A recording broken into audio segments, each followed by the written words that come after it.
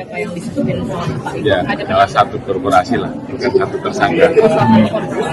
Ada penambahan jumlah? Kemungkinan akan bertambah karena tadi kami mendapatkan laporan anggota terus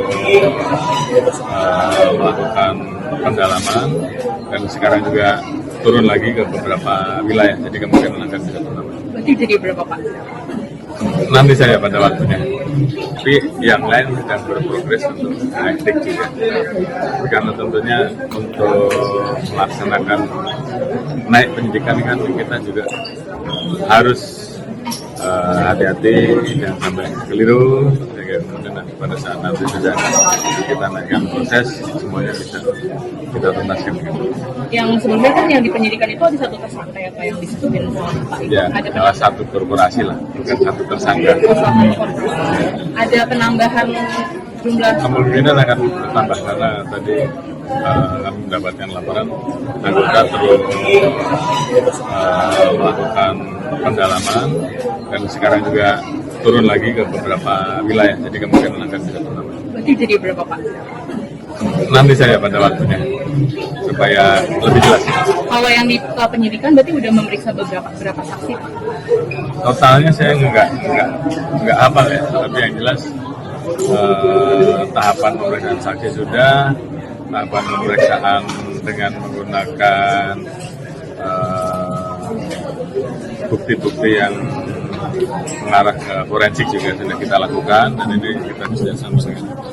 Sekali lagi saya minta kita waspada ke depan karena justru di saat ini ada kecenderungan segelintir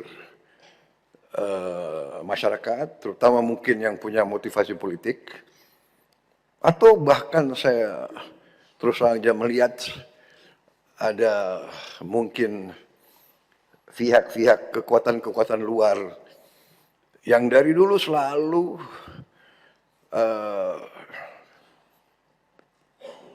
saya tidak mengerti, tidak suka sama Indonesia, tidak suka Indonesia kuat, Indonesia mantap gitu. Dalam rangka ini di tengah bencana, di tengah musibah, mereka yang ditonjolkan adalah kebohongan, ketidakbenaran. Dikatakan pemerintah tidak hadir, puluhan ribu dalam saat-saat yang pertama sudah dikerahkan ke situ. Kita lihat buktinya. Saya lihat sekarang ini mungkin ada pihak yang khawatir karena rakyat baru sekarang lihat pemerintah Indonesia ini ternyata kuat. TNI kuat, Polri kuat, BNPB kuat, Basarnas kuat. Mampu kita kerahkan puluhan helikopter dalam waktu singkat. Belasan pesawat terbang.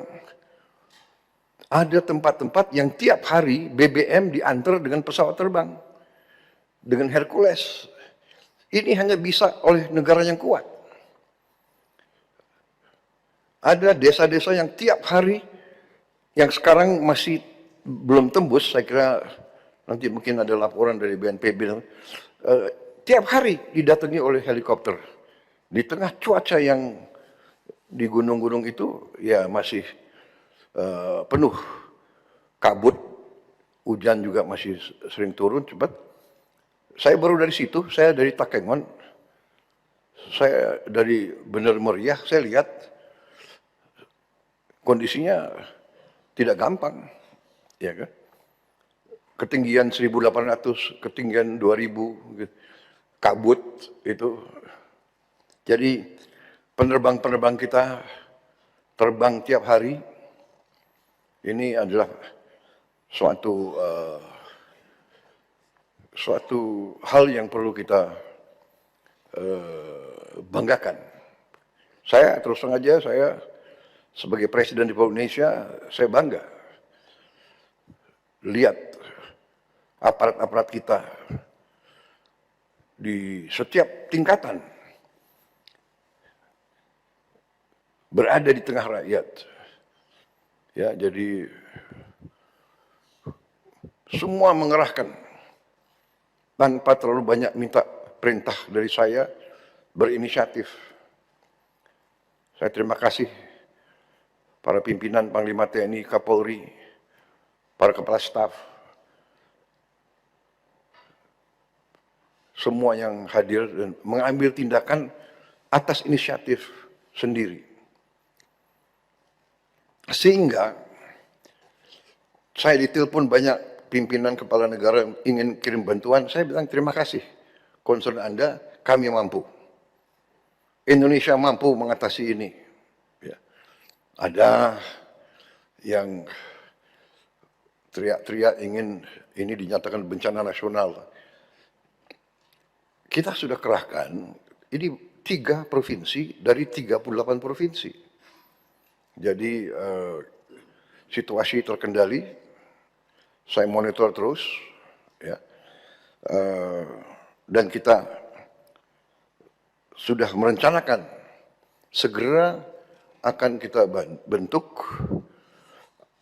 apakah kita namakan badan atau satgas rehabilitasi dan rekonstruksi.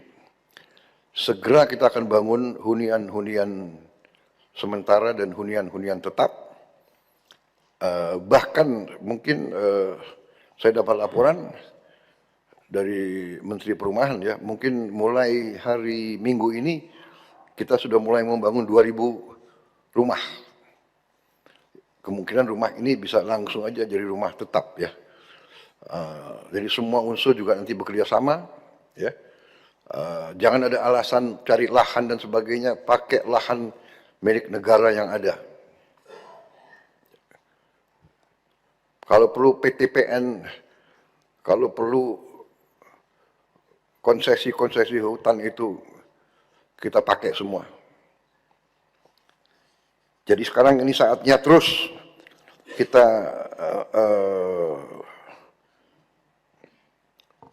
bekerja sangat keras. Anggaran APBN sudah kita siapkan, dan saya katakan bahwa anggaran ini kita siapkan karena memang uangnya ada. Dan uangnya ada karena justru pemerintah kita yang saya pimpin, di awal pemerintah kita menghemat ratusan triliun. Yang saya diserang, saya dimaki-maki bahwa efisiensi ini salah. Baru ada di dunia ini ada demonstrasi menentang efisiensi. Padahal efisiensi itu ada di pasal 33 Undang-Undang Dasar 45. Saudara-saudara, ayat 4. Ya. Justru karena kita laksanakan efisiensi, kita kurangi semua kemungkinan korupsi, kebocoran, kita punya uang sekarang. Di akhir minggu-minggu terakhir bulan tahun ini, kita punya uang. Itu coba. Perekonomian nasional diselenggarakan berdasar atas azas demokrasi ekonomi dengan prinsip kebersamaan, efisiensi, berkeadilan. Tapi ada yang menggerakkan, menentang efisiensi. Dengan efisiensi, kita punya kemampuan, kita punya kekuatan sekarang. Jadi saudara-saudara, kita sudah siap, terima kasih. Kita sudah siapkan, kemudian semua gubernur yang berdampak, langsung saya perintahkan mengirim dana operasional taktis 20 miliar, semua bupati wali kota di 52 kabupaten kota yang terdampak, langsung saya kirim 4 miliar rupiah, dan ini sudah langsung dan sudah diterima di luar anggaran pemulihan. 3 hari setelah instruksi saya, uang sudah sampai di semua kabupaten. Mendagri, apa benar begitu? Betul? Ya. Sudah sampai semua. Ini sangat penting. Karena bupati-bupati bisa mengambil tindakan segera. Kita sudah mengerahkan lebih dari 50.000 TNI dan Polri. 50.000. Itu setingkat 50 batalion sudah dikerahkan di daerah berdampak. Kalau dibilang negara tidak hadir, ya kita waspada saja. Ya. Unsur-unsur yang memang ya punya agenda-agenda lain. Kita sudah kerahkan sekarang lebih dari 60 helikopter dan belasan pesawat yang terbang tiap hari. Medan ke lokasi-lokasi, Halim ke provinsi-provinsi tersebut.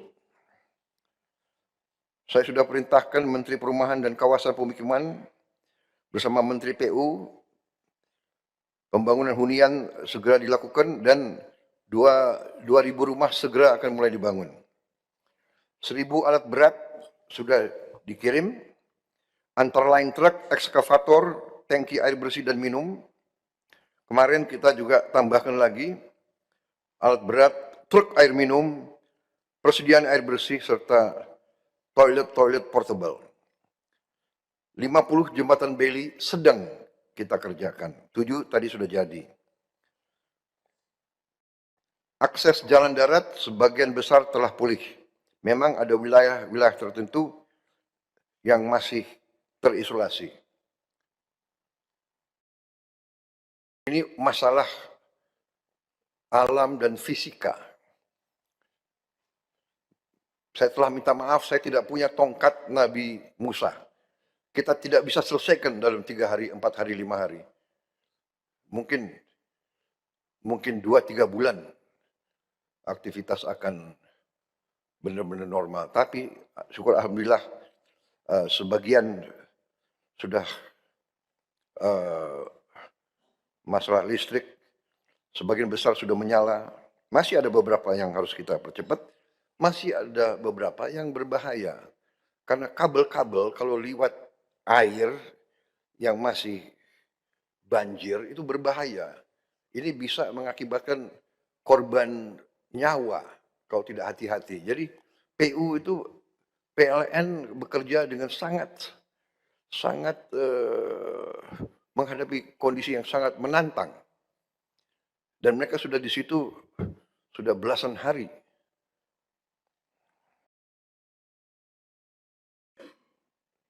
Tadi Menteri Kesehatan nanti juga bisa laporan tiap menteri. Saudara-saudara, sementara itu sekarang saya persilakan para menteri untuk menyampaikan laporan masing-masing.